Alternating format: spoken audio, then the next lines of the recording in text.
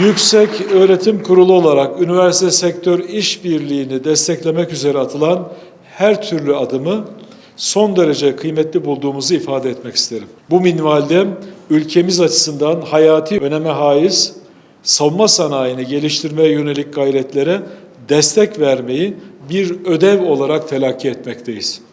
Son yıllarda üniversitelerimiz ile savunma sanayi kuruluşlarımız arasında verimli işbirliklerinin gerçekleştiğini memnuniyetle müşahede etmekteyiz. Bugün Yükseköğretim Kurulu, Savunma Sanayi Başkanlığı, TUSAŞ ve üniversitelerimiz arasında imzalanacak işbirliği protokolü şimdiye kadar attığımız kararlı adımları daha da ileriye taşıma iradesinin açık bir göstermesi olması bakımından fevkalade kıymeti haiz bir teşebbüstür.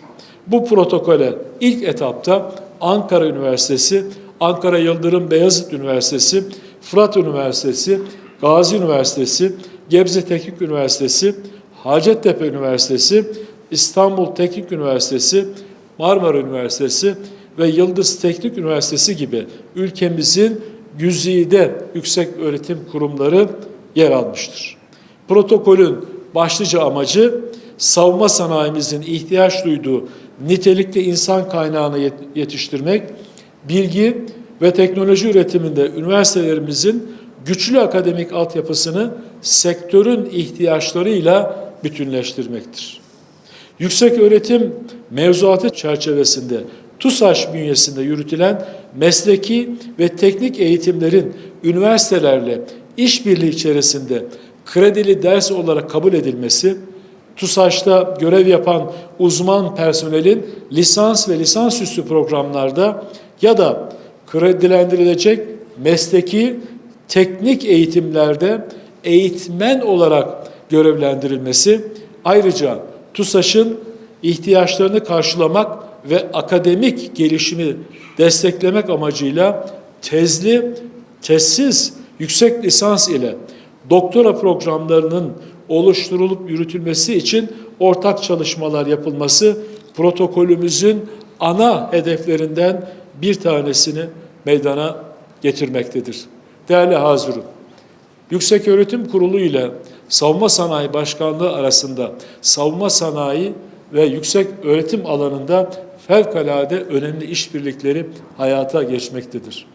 Üniversite sektör ve üniversite sanayi alanında işbirliklerinin belki de en somut, en muşahhas örnekleri savunma sanayinin çok kıymetli paydaşlarıyla yürütülmektedir. Bu bakımdan üniversiteler ile savunma sanayi arasındaki işbirlikleri Türkiye'de sektör-üniversite, sektör-sanayi işbirliğinin en güzel, en verimli işbirliklerini meydana getirmektedir diyebilirim. Bu vesileyle sizlere TUSAŞ protokolü imzası sonrasında Yükseköğretim Kurulu, Savunma Sanayi Başkanlığı ve bir kısım üniversitelerimiz arasında imzalanacak bu protokol ile inşallah üniversitelerimize savunma sanayi arasındaki işbirliklerimiz daha derinlik kazanacağını ifade etmek isterim. Bugün imzalayacağımız protokol, üniversite sanayi işbirliğinde bir paradigma değişimini temsil etmektedir. Burada özellikle vurgulamak isterim ki, Savunma Sanayi Başkanlığı olarak bizler, üniversite sanayi işbirliğini yalnızca proje bazlı ya da dönemsel bir etkileşim alanı olarak değil, uzun vadeli bir yetkinlik ekosistemi olarak ele alıyor ve tasarlıyoruz. Bu anlayış doğrultusunda Yükseköğretim Kurulu ile stratejik düzeyde ve yoğun bir işbirliği içinde çalışıyor.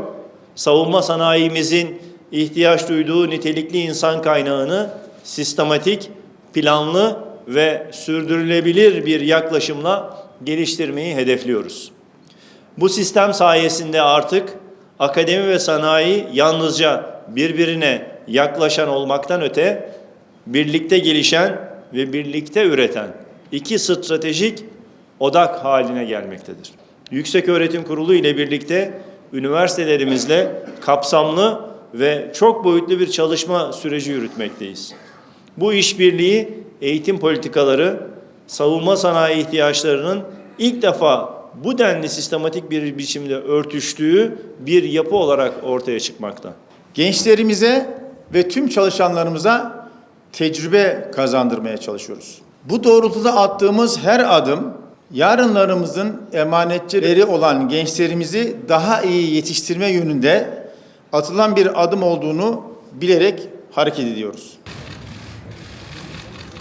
Yaşta değil, başta olduğunu, test ve deney altyapılarını kullanma imkanı. Ulaştığı seviyeyi arasında kurulan güçlü yapısal sosyal bilimler ve sözel disiplin kıymetli misafirler. Savunma sanayi Öğretim kurulunun himayelerinde Üniversitesi'nin katılımıyla elektrik, elektronik, endüstri, makine, 401 eğitim programları öğrencilere protokolle savunma sektörünün açık bir göstermesi olması bakımından Profesör Doktor Sayın Haluk Görgün.